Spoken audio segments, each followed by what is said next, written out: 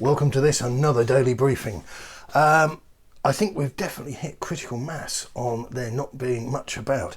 And so there's just a couple of issues that I'd like to address with you. But I think they're both actually well worth our attention. So, less might be more. Who knows? Lots of chitter-chatter doing the rounds about this Bryan Gil Salvatierra.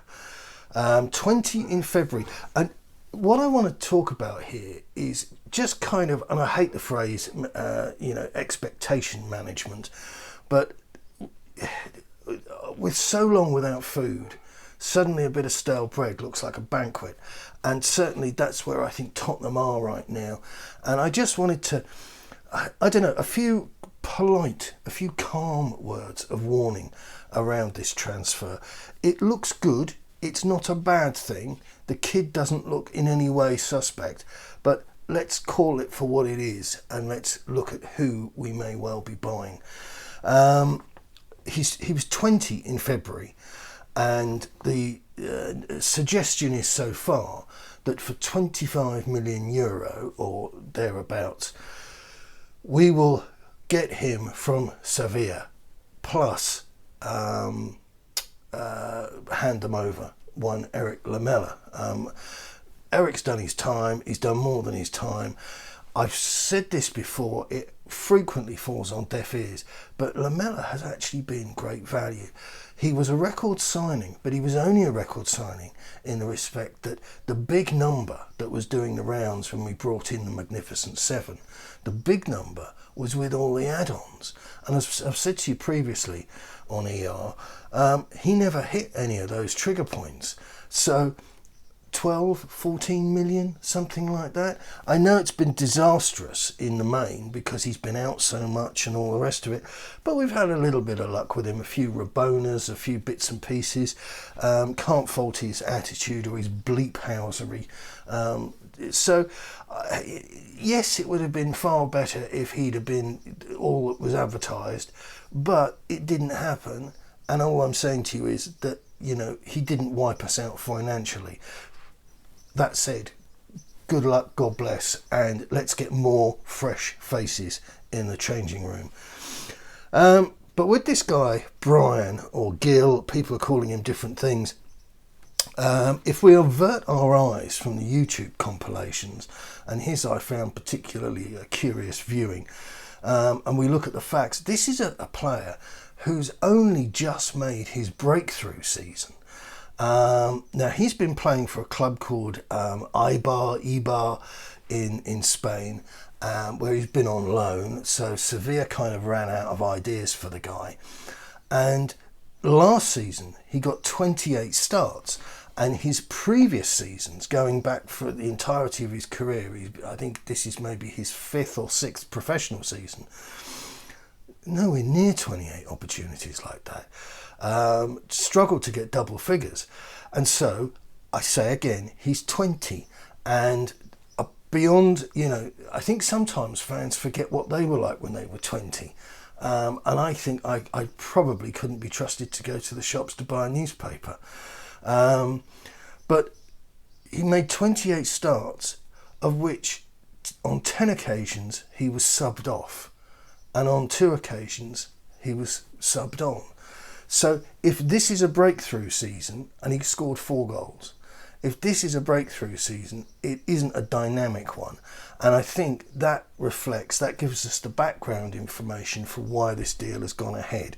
Lamela is a lucky bag, might happen, might get something out of him.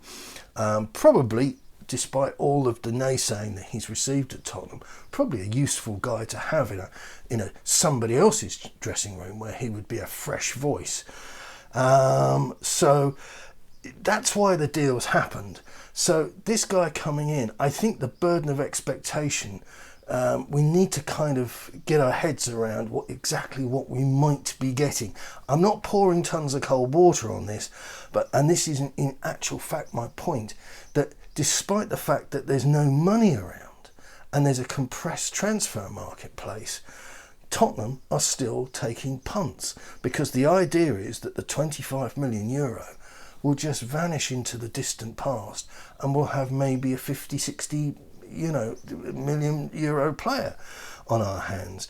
And my point is that, should we, in what is definitely going to be a transitional season, no two ways about it, finished 7th last year, looking to get back on the money train of finishing in the top 4, top 5, or top 7, if you want to go back and get another joyride on the Europa Conference League. But if you want to chase that, this is going to be a transitional season. Tottenham are going to have a new goalkeeper in place for the following season, and Tottenham are going to have to improve their defence. That's not really up for debate. So maybe Santo can work his charms on Matt Doherty, and maybe he can get a trick or two out of one or more others. But I'm just wondering if, when things are so tight, we still can't, the leopard changing its spots, we still can't seem to shake off this business of, instead of buying and investing into the football team, we're still looking at things from the viewpoint of somebody operating a spreadsheet. And if it does go wrong, or it doesn't excite, and let's face it, this is precisely what we've had with Steven Bergwijn. He was built up as the next big thing, didn't quite happen. I just hope that this guy Bryan gets a break, and people just are civilised. Maybe is that hoping for too much? I got pulled up, and I think that's the politest way to say it. And this isn't an attack. This is me making myself, offering hopefully a little bit of clarity here. But Joe Hallenbeck, who I've noticed has been a regular viewer on the channel here, and questioned what I was talking about in respect of Paratici's negotiating tactics. And Joe says here, what do you mean by mumbling about Paratici? I've listened to Ali Gold talk about it twice now with some clarity. Do you mean it's purely hearsay, lacks substance? Either way, it's a well-known negotiation tactic to build several prospects and then play them off against one another. And it also hedges for if and when a deal falls through. The opposite of the all the eggs in one basket. You might prefer one tactic over another, but the many prospects approach is not necessarily illegitimate or wasteful. I think you make an excellent point, Joe, and I shouldn't have used a word as unspecific or non-specific as mumbling. By mumbling, what I meant was less about what Ali Gold had said, because he was clearly sharing with us what he'd been told by whoever the press officer is at the moment. But the fact that so many other outlets were parroting this without providing any insight or analysis, or even expressing whether they thought it was a good idea or not. It was just presented as a fait accompli. Oh, and this is how this guy operates. And to me, that's mumbling, because mumbles are a bit worthless, if you like. If you have something to say, clear your throat and talk to me, And the point I made here, and this is my reply, is that by mumbling, several outlets parroting, blah, blah, blah. In football, you draw up a list and then set about your due diligence. And this is the first thing here that.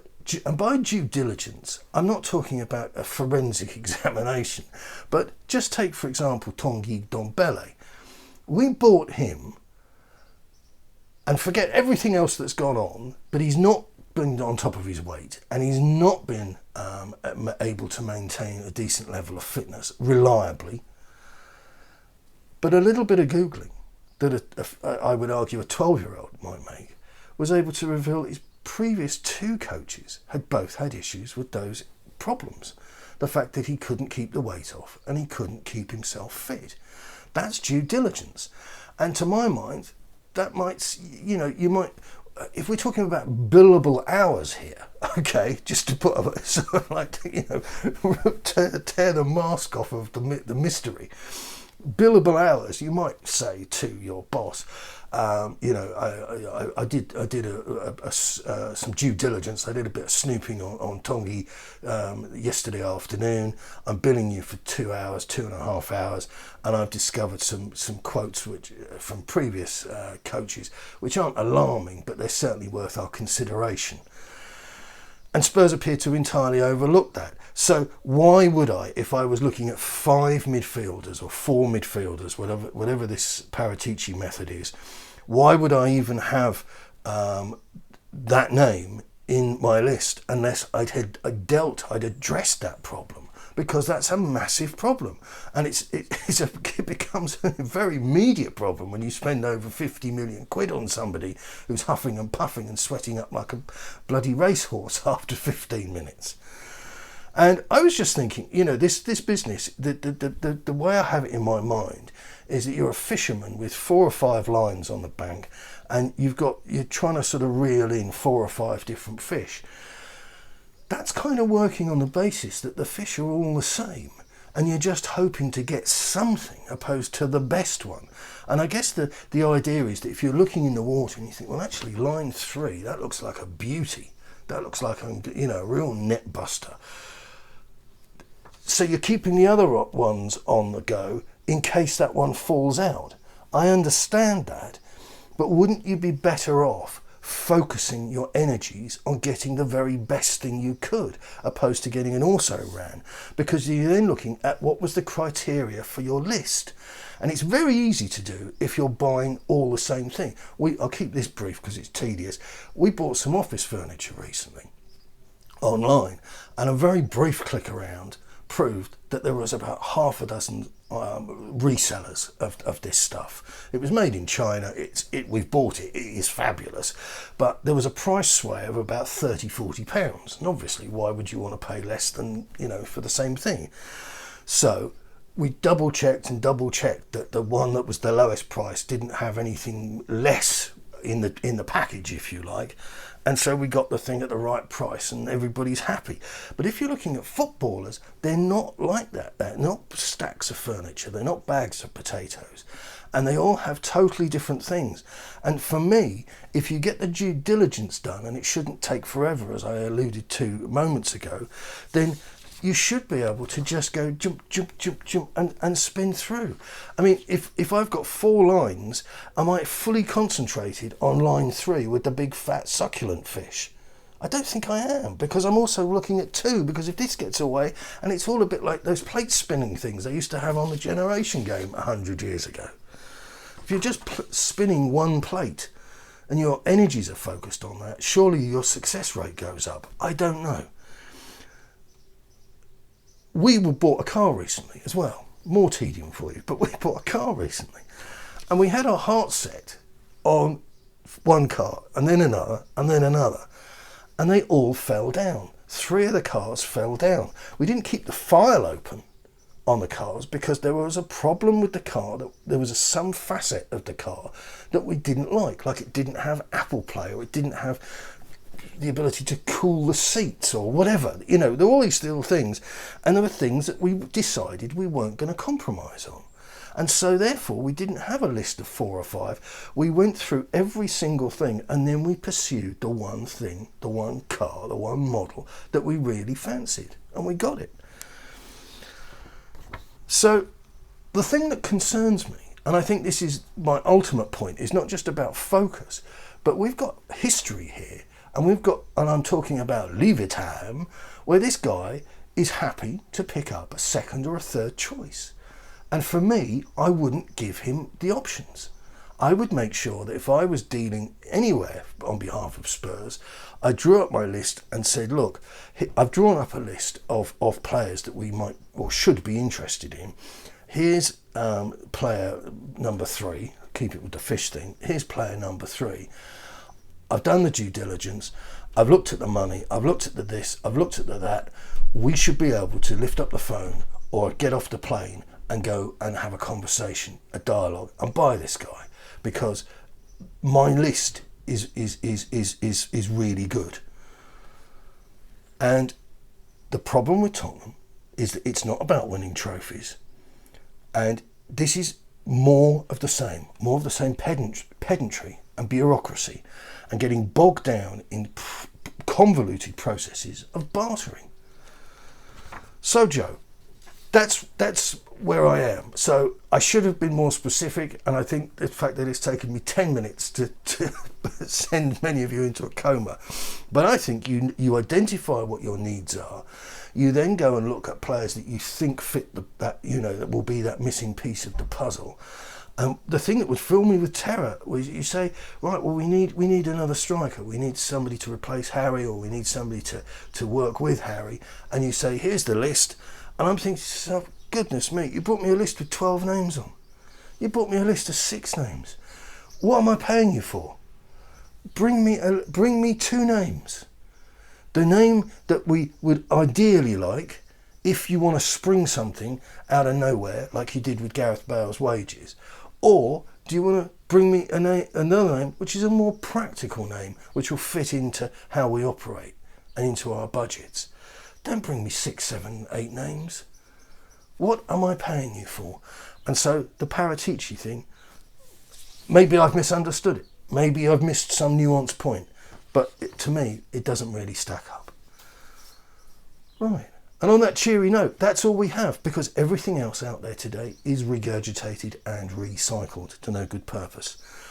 Wish you well. It still looks like it's going to be warm, but this is the 3rd day of this heat wave, and I'm not going to tell you to keep in the shade, because you're all grown-ups and you know the right things to do.